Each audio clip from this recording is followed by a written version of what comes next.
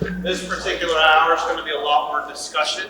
I'm going to look for a lot more feedback from you guys, kind of on the current state of things. I know there are some issues, some difficulties, and some challenges that continue to improve, but let's talk about why we're in that situation. Why do we have these challenges? And how do we work toward making these situations a little bit better? So let's talk about the OneDrive sync service. We talked earlier about all the different features and capabilities within Microsoft 365. We have all these different applications, and remember I told you the cloud is about storage. So we use SharePoint and OneDrive to store all of our files. And we use things like Word and Excel and PowerPoint to access these files that are stored up there. The OneDrive sync service is another one of those applications that runs on your machine. Most of the time it runs in the background, and in a perfect world it just runs and does its own thing and you never even really notice it. Now P1, we know that has been a little bit of a challenge because of various reasons on the amount of content that's out there and everybody trying to sync everything under the sun all at the exact same time. So you're all familiar with these screenshots, what the service itself looks like, and I probably had various folks from the IT desk trying to tell you where to go or how to clean it up and get it working again. Most important thing to know is this application needs to be running at all times in order to keep your machine current, because things in the cloud are changing all the time. We have a lot of employees at P1 that are doing a lot of things, and a lot of them are working with data stored in the exact same location, whether that's the B drive, the R drive, the B drive, or one of those various other letters that are even not necessarily a lettered drive at this point.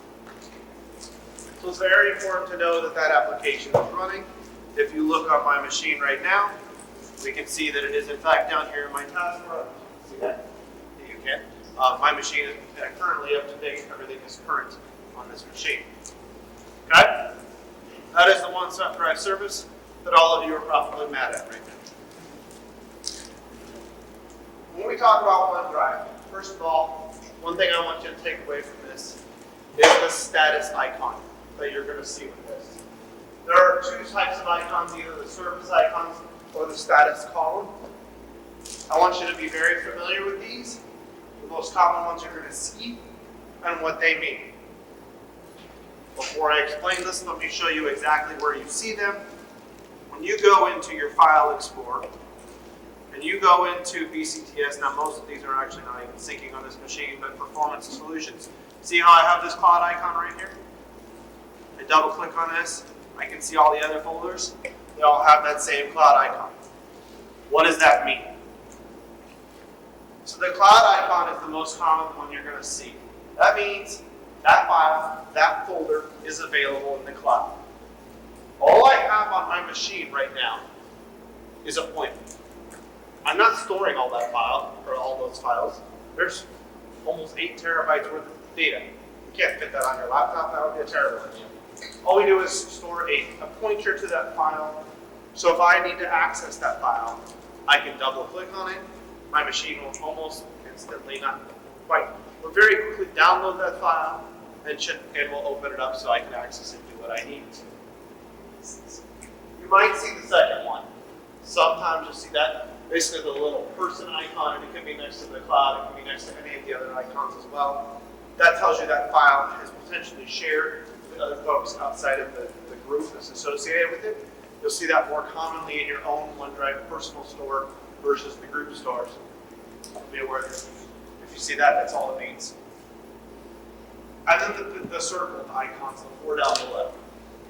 What we want to look for is the green check mark, one of the first 2 green check marks.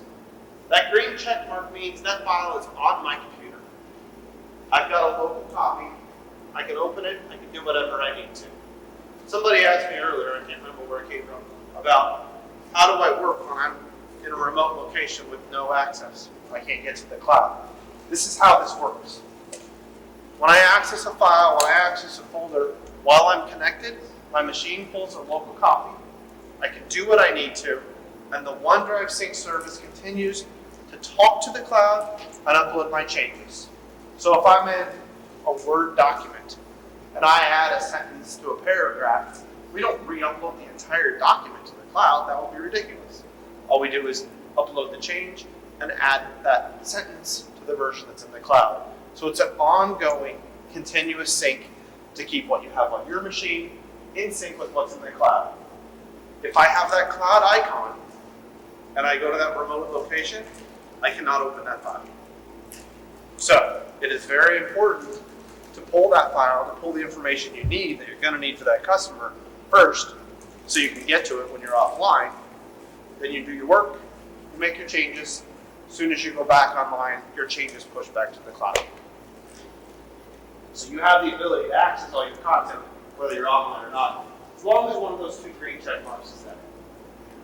The second check mark is the same as the first with one minor difference. There is an option when you right-click on a file to say always keep on this device. That basically tells OneDrive this file is super important and I need to always make sure I have a current access local copy. It's just more aggressive, basically assigning priority to certain documents so you always have a copy. Does it make that decision, or do we tell it to make that decision? So you do it yourself. So it is as simple as if I'm working within a folder and I go into, what we have open, I can say this particular folder, I want to always keep on this device. By checking that box, downloads a local copy, makes it a priority. The reverse is also optional. If you've already done that and you want to free up space, you can do so and say, hey, I don't need a local copy of this anymore. Let's just go back to the closet and make that copy only available to the cloud. Yes. Go ahead. I was just going to say, but no matter what, I make a change to that copy, I'm offline, whatever. As soon as I'm back in, where there's Wi-Fi, it will sync to one location. It's still one document. Correct, with a couple caveats that I'm going to get into. In a perfect world, yes. Go. Sorry. So, kind of tied to this, it may be something you can revisit, but you just right-clicked on a document and always save it to us. Well, problem we've been having, I know Tony has, when I right-click, it goes away. The second, the options come up for a second, and they go away. I don't have enough time to click on it. Interesting, but we'll talk about that in a second. I know I have answers for that. It's like a background process. It's like take the priority. Because I since this has happened, because I used to copy and paste documents like crazy, I have to Control-C, Control-V because there's never an opportunity to click on copy from the right click before that window goes away. I was having that same I issue don't know. prior to getting a new laptop. I think it's like if you I don't know if it has anything to do with him changing the architectural setup, but It does. ever since that's kind of finished, that's gone away from me, and it's working perfectly now. When he was in the middle of his architectural change, it was really bad for me, but it's gone. Well, I just tried to do it now. And I can't. You're both correct, and I can tell you exactly why, and I will before we're done here. You're seeing. Alex, I was just going to say, is it actually like a sync priority, or is it just that it knows that if there's an update that it needs to download it instead of waiting for you to come up? It does. It's more of the latter. You're correct. It makes it important because what happens is if you don't use a file all the time, it kind of pushes it down, and so it's not as important. So it's like it may even go back to a cloud-only state. Yeah, like if somebody else updates it, and then my computer recognizes that, oh, I don't have the latest version, they won't download it unless you have all this. Sometimes that is the case. But yeah, but from the research I've done, I don't know, but it's, there is no really way to say, I want you to check this folder first. No, that's true. There is no priority after that. So that's, yes, that is correct. Other questions? Told you there's going to be a lot of conversation this time. All right. That's not very well. This one. All right, the other icons that you will see. The ones that tell you there's an issue. So first of all, let's skip over the next one. The one that looks like the recycle bin icon, the little two arrows, tells you a file is currently being downloaded or you're actively making changes in it. It is actively syncing those changes back and forth to the cloud. The other one that's important is the one with the big red X. Big red X going back to the gentleman's question over here, will it sync it back to the cloud, says, I don't know what to do with this because I was in a remote location. I made a bunch of changes, and while I was gone, Jen went in and made a bunch of changes, and now it doesn't know how to merge those changes together. Some cases, it'll do it automatically. If Jen's been working on page 3 and you're working on page 2, it's really not that big of a deal. Push all the changes and merge them back together. But if Jen was updating a table and you were updating the same table, now we've got conflicting changes, we don't know what to do. When you do see this situation, one of two things can happen. And I wish I could create this scenario and just automatically show you an example, but unfortunately I can't, but some of you have seen this. When you see that red X, oops, you're gonna actually see it down here, just like this one on the lower right-hand side, in the service icons. It's gonna show up in your service tray. It says there's an issue with the sync and I can't fix this. I need you to tell me what to do. So when you see that, you can actually find the file that's a problem, and you give options. The most common options are one of two things. You either have the option to save the file as a different file name, which I know folks in this organization have done because I've seen duplication for people doing that. Or you can merge those changes. If it's a single file, you can actually open them up side by side, decide which one's the one you want to use, decide which how you want to merge those changes together, and kind of manually reconcile those differences. So there are a couple ways you can go about doing that. The key is when that happens, you see that red X, you right click here. Right now mine says your files are synced. If there's a problem, that whole title bar up there is going to be red and it says you need to fix something here to make sure that everything is good. It is very important when you see that to make those corrections. Because if you don't make those changes and you just leave it sitting, nothing else is going to update. It's kind of the brakes on the car and goes, I don't know what to do with this. I'm not going to do anything until you tell me otherwise. So nothing else gets updated. You want to make sure that sync continues to happen and you're going to correct those issues so that it can continue on. I know some of you have seen this already. Questions on that? So that stops everything. So that's why I probably have never concluded it's always syncing, because I do have red X's all over the place. Yeah, you do need to fix those. You do need to fix those. Okay.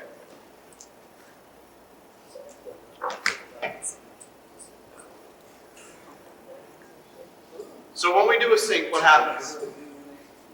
So right here I have an example of, on the left side, my file explorer. I have the bin phase folder synced. On the right hand side, I went to SharePoint and I looked at the bin phase folder. I can see under 2021, I have Alexa Pro Lawrence, Pico, Linux, Performance, St. Joe, Wichita.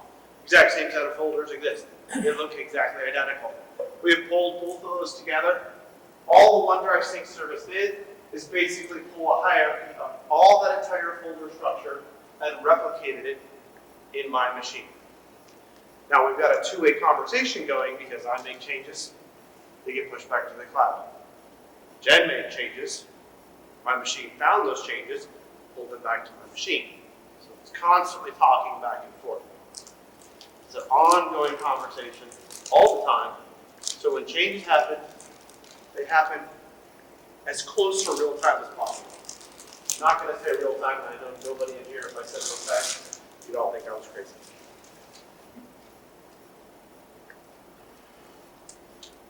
As I said, we're not copying every file.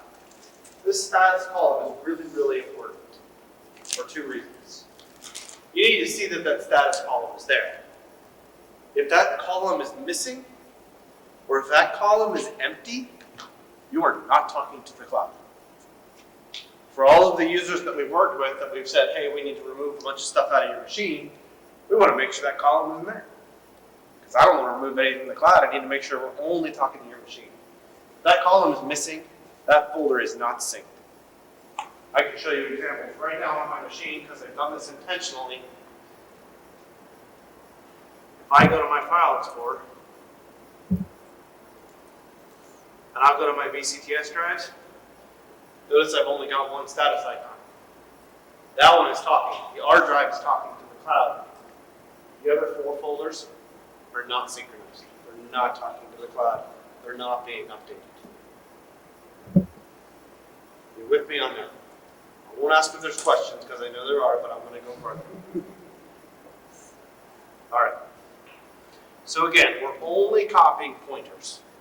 We can't, there's not a single machine in this building that could download every file from the cloud for BCTS. It would be ugly. All right, so let's talk about, actually I'm going to skip over demo because we've already covered a good portion of that and go a little bit deeper in the interest of time. Let's talk about why has this been so difficult? Why are we having the issues and the problems that we have? So, I forgot, I should know your name, by the way. Christine. Okay. All right, fair enough. All right, my bad. All right, so she asked earlier about, is this really a problem with BCTS? We really have that much content. When we first did this transition, we moved every single file from all of those file shares directly into SharePoint, directly into OneDrive storage locations. And we synchronized over 2 million files. And we had 140 employees in P1 service, not in BCTS, that we automatically said, all of these employees need access to all of these files. So we took 2 million files and synced them in real time to 140 machines. That's 280 million files trying to update in real time. Hence the reason I said I won't use the word real time, because it simply is impossible to do that much stuff all at once. Let's take this a step deeper and talk about the complication. You've all heard the communications and the messages about long file names. When you access a file from the cloud, just like going back to my very first hour or my very first discussion about using the browser, everything has a URL, whether you realize it or not. A single file has a URL, a path, if you will, a web address that takes you to that file. That file name contains that full URL. So I actually have, I think it's on the next slide, a live example. The first thing at the bottom is a single file within the service drive under the customer documents. That is a single file name. Notice how long that is. Guess what? It's actually longer than that. Because every single space when we convert this to code becomes 3 more characters.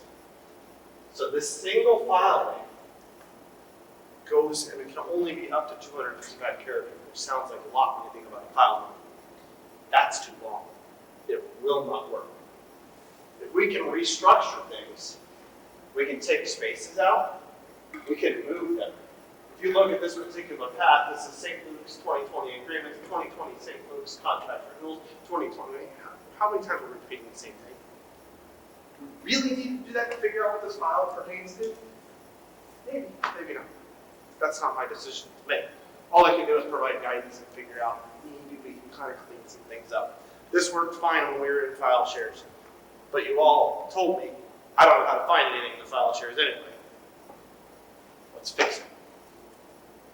I can do my very best, my team can do my very best to clean this stuff up and try to help, but it's on you guys to really figure out, are we putting things where we need it to be? Can I find the files, the content, and the information where it needs to be? This is why we have had a problem. There was another reason that this was a big problem when we started diving into the structures, diving into the folders, and we realized not every user needs access to every single file. That doesn't make sense. So we started breaking this up, and we created more Microsoft 365 groups. We created Lenexa, we created BidPhase, we created BidPhase Archive. We created different places to move that content. Now here's where the problem came into. The question I know is coming up looking at YouTube because you keep asking this question specifically. Why is my machine still syncing? Why is this still happening? I tried to figure out how to create a really nice animation to explain this and really clean. But here's the gist of it. We took 280 million files and synced them to all these machines. And we created this mirrored image of what was in the cloud on your machine. Then we went, wait a minute, we need to clean this up. And we moved everything around in the cloud. But your machine never caught up with what was in there in the first place. So now you have this rat's nest on your machine that doesn't match what's in the cloud. Will it eventually clean itself up? Probably. But we can help that along, and that's what we're working through right now, because it's actually faster and easier to go, wait a minute, I'm going to get rid of all this. I'm more going to rebuild it the way it really looks. We've done a lot of work on restructuring things, on cleaning up access, on renaming files.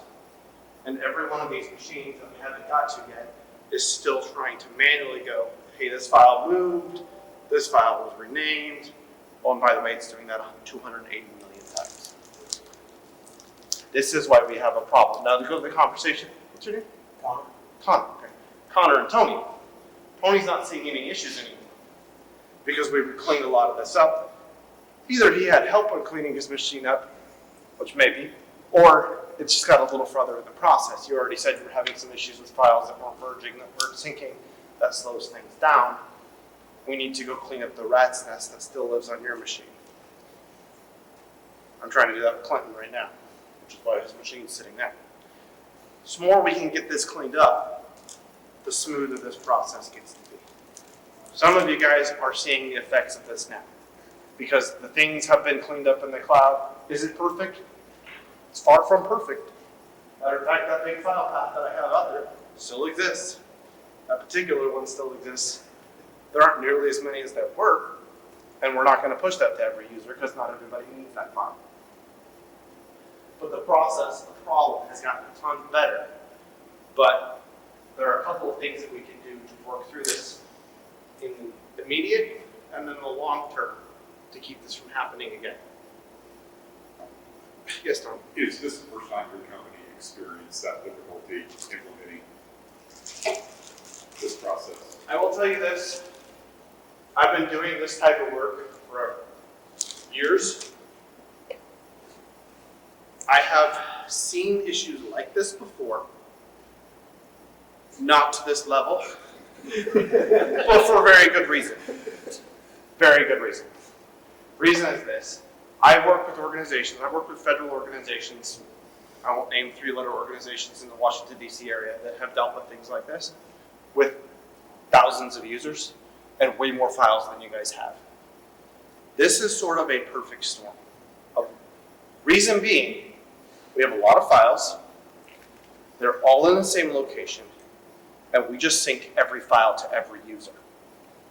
When I work with larger organizations that have way more users,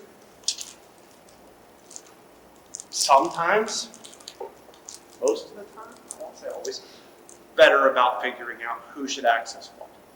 We don't need to push everything to everyone. So there were some decisions and some processes along the way that things that maybe could have been done a little better, and we recognize that, and we're working through that. But things is 100% works. Like I said, I've done this with huge organizations, way bigger. It is a solid service. For the folks that are like, I don't trust OneDrive, I don't know what's going on, I'm scared of this whole thing. It is a solid platform. It has been around for 20 years. I've used it in much larger and high-profile organizations that use it on a regular basis every single day. It is a solid platform. Needs some massaging to work with the business model and to work with the people, which is why I'm here today.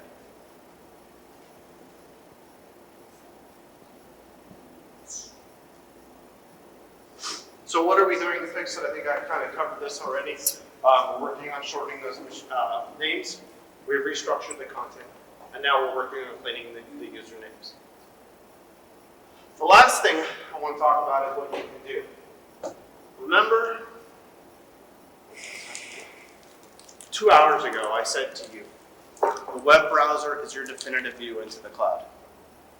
I worked with a couple of folks that said, in fact, Clinton, you were one of them, that said, things weren't syncing correctly, but you started using SharePoint to access all of your content. The cloud is the browser is your definitive view.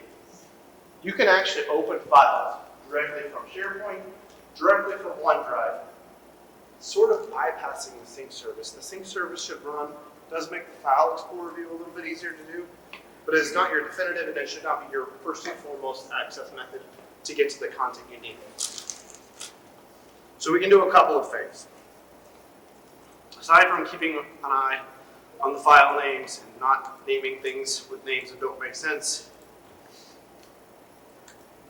if I open up Microsoft Word, now I'm going to say this, that not everyone in this room may fall into this group, because we know that not every user at P1 has been updated to the most recent version of Office on your machine.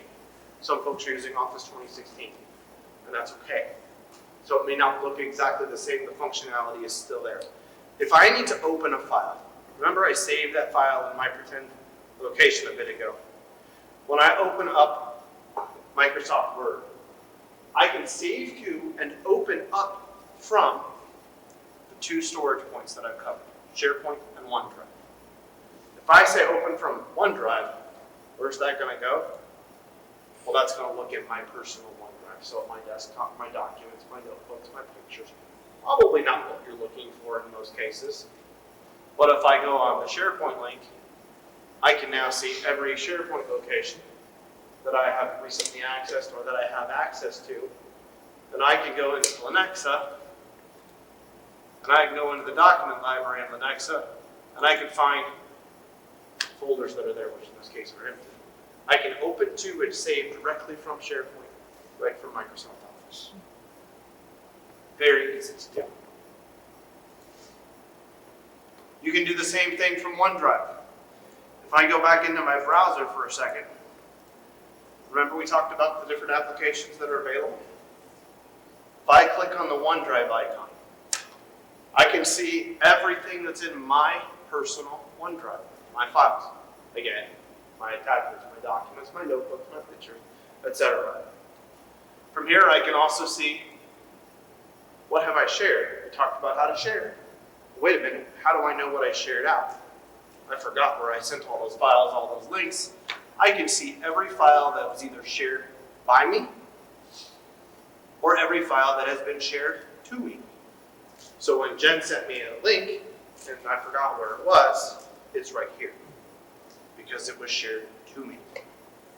Finally, when I scroll down, guess what? All my Microsoft 365 groups with all of their same document libraries, which as we said, this folder is empty. I can actually see the contents.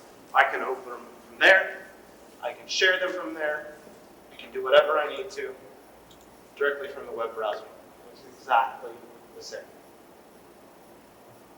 So everything that I just did wasn't even using that sync service because I'm looking through my browser, I'm looking through my window, and I'm looking directly at the cloud. Questions on that?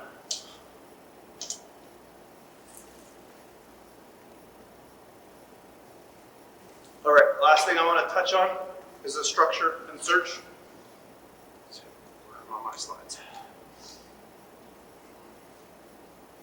Let's talk about P1 service and BCTS net. We talked a little bit earlier about the hubs. In BCTS, let me just sit down. There are multiple hubs. You guys know there are multiple organizations and companies tied into this. So there are two that you should be aware of. BCTS and P1 service. If I go to my browser and I click right here in the upper left-hand corner, anytime you see this icon, all you need to do is click on that, and it's going to take you to the main page of BCTS. So we can see what's out there. We can see the departments, if you have access to them, that pertain to BCTS. In probably the very near future, there's going to be a page or at least a link on here where you need to submit a trouble ticket. Where am I going to do that? We're going to do it right here from BCTS. We also have the company sites. Now again, all of you will not see all of the company sites. You might see one. I know Jen sees a couple folks might see others. Well, the main thing is you better see P1 service because you're a P1 employee. So we go to P1 service, and now we start to see what you guys already saw and are already familiar with. We have all the different departments. Remember, we broke all of this stuff up. We restructured everything. Everything was under shared drives. Those shared drives still exist. But if I go to the V drive, it's not nearly as big as it was because there was a whole bunch of content and information, but we moved a lot of that. Things that didn't pertain necessarily to the V drive, maybe Wichita, or moved to Wichita's location, and are now only accessible to the employees of Wichita. So this is the type of restructuring that was done. Again, you probably don't see all of these because they don't all pertain to you. But ideally, the ones that do should be available to you. And we're still working through, I think, in the meeting, some of that in some cases. Other things to notice, so if, for example, I'm currently looking at the V drive, we have actually let's use the V drive, it's a better example. We moved some things to archive. When we dumped those 280 million files, we realized a lot of these files are 10, 15 years old. We probably don't need to sync documents that are 15 years old to every user machine. We created alternative locations, which we refer to as archives. So again, if I go to the V drive, there is an archive location, which has some of the older files and contents within that archive library. Why do we do that? We do that for two reasons. One, if somebody syncs the entire V drive, we don't need to sync the archive. In most cases, you're not going to do that. If you're looking at an archive, it is there, it is searchable, it is available, great. You can access it from SharePoint, you can access it from Office, but we don't need to sync that content to your machine for real-time updates. So we broke it out. So if you start looking for files, and you say, I know this file was available, I want to find this old thing, where is it? Check and see if there's an archive. Because all of those were cleaned and moved to there. Nearly all departments, not all of them have that, but it is available. I know I'm running short on time, so I want to make sure I hit the key points, the last couple of things that I need to touch on. I want to talk about search, and I want to talk about accessing things from the browser, and the different ways you can do that finally. So talking about search. If I'm looking for a file and I don't know where it is, how do I find it? With Microsoft 365, you can search in a variety of different ways. Notice in most of these locations, the wording at the top of my screen right now, search this library. So I'm in the V drive and I want to search for a document in the V drive. I can simply, from this bar, search for, I'm just going to use the word contract. I'm sure there's probably a lot. And I can start to see files and folders that are within this library that have that word. Let's go to the full search results and see what else is there.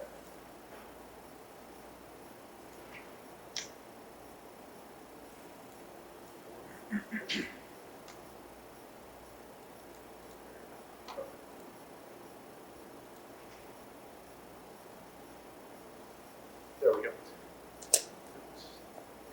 All right, let's go back to the next example. Because that's a better one for this. It's not doing what I want to right now. This is why I'm always told don't use live demos.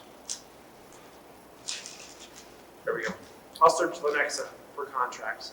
We can see search results. It's going to show SharePoint pages. It's going to show files and folders, things from the document library.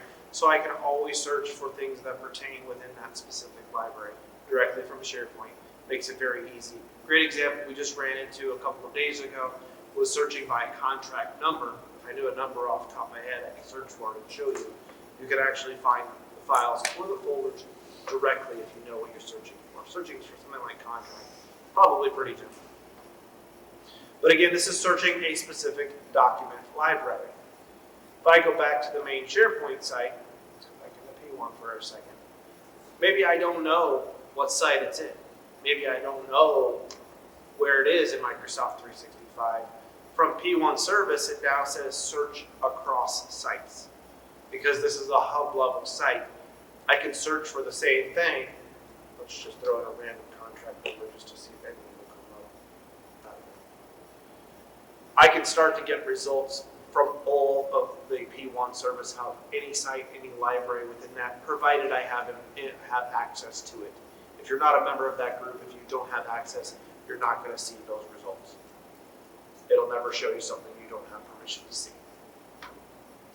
So you can search from a lot of different locations and you can open files directly from there. Finally, if you don't know, maybe it's not even in SharePoint, maybe you thought it was somewhere else in Teams or one of the other services within Microsoft 365, click on the waffle. Click on Microsoft 365, and you have the ability to search every service and every feature within Microsoft 365 from here as well. And you'll see the most commonly used items that you have access first. So you can see, again, in this example, files, sites, people, news, messages, etc. Anything that pertains to what it is you're looking for, regardless of where it is in Microsoft 365, as long as you have access. Can you do like wildcard searches or anything like that? You can. It's a little bit specifically PDFs and how folks are accessing that content. So again, I'm going to go quickly back into the P1 service. We're working on rolling this to the rest of the document libraries, but I know a lot of folks use Bluebeam. Other folks are using Adobe. If you go into currently the document locker, or content locker is set up this way. If you're in your browser and you want to open up a file in Bluebeam, all you need to do in this case is either right click or click on the three dots and you will see the option to open and review. That will open it directly in Bluebeam on your machine, provided you have the client installed on your machine. It will do that. The default for both search as well as for files that you find in most locations are going to open in the default PDF viewer, which unless you have changed it, is probably Adobe. But that right click and those three dots will open it up and review. Go ahead, Tom. I found that and executed it last week and selected review, but it didn't open and review. Is that part of something you're still working on? So there are some cases where we found we needed to update the version of review that is on users' machines because the older version was not compatible with SharePoint. So there is an update that takes place. That is day one. And if we need that update, Talk to, just put a ticket in with IT team. Okay, we'll get it done for you. Does it, when you open it, review, and you're making changes, does it save it back into the cloud, or is that saving it locally? It will save directly back to the cloud because it actually had the new version of Bluebeam has a SharePoint connection and will talk directly to SharePoint. Great question.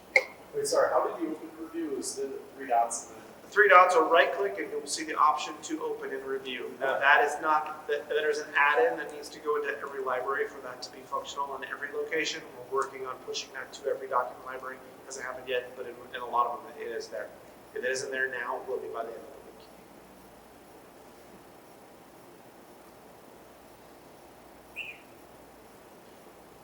All right, so with that, I'm going to pause there.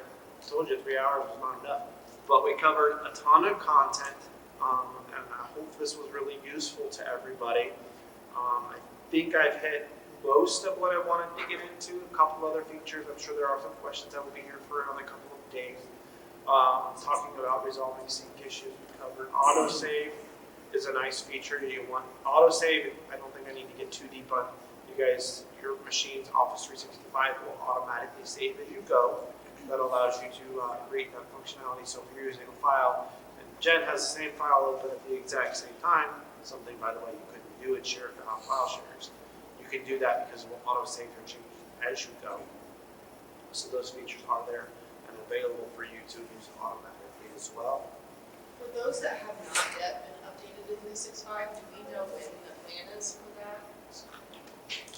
I don't know the answer off the top of my head, but because I have to look at IT. We're working through right now. The priority is getting the OneDrive syncs kind of resolved, but that's probably soon thereafter. Okay. Is that like an automatic process that you guys push out, or is that physically?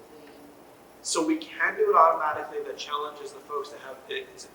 There are conflicting versions that have to be removed to do it, so we can't just push. So it's a little bit manual. For OneDrive sync issues, is it just submit the help desk and still the best way? Yes, we have a new mail alias as well, which is odhelp@p1service.com. We're going to be sending out some communications for that. That will help our teams triage those items specifically and make sure we're working through those. Watch for communications on that in the next couple of days.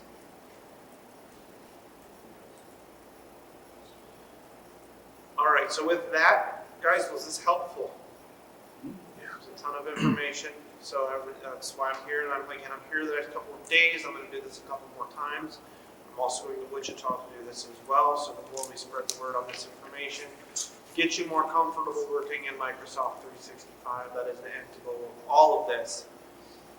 We will continue to be here to support you guys throughout this. So, thank you very much for joining. If you have coworkers who didn't join, please tell them to come because I'm here for 3 more sessions. Thank you. Thank you. Thank you all.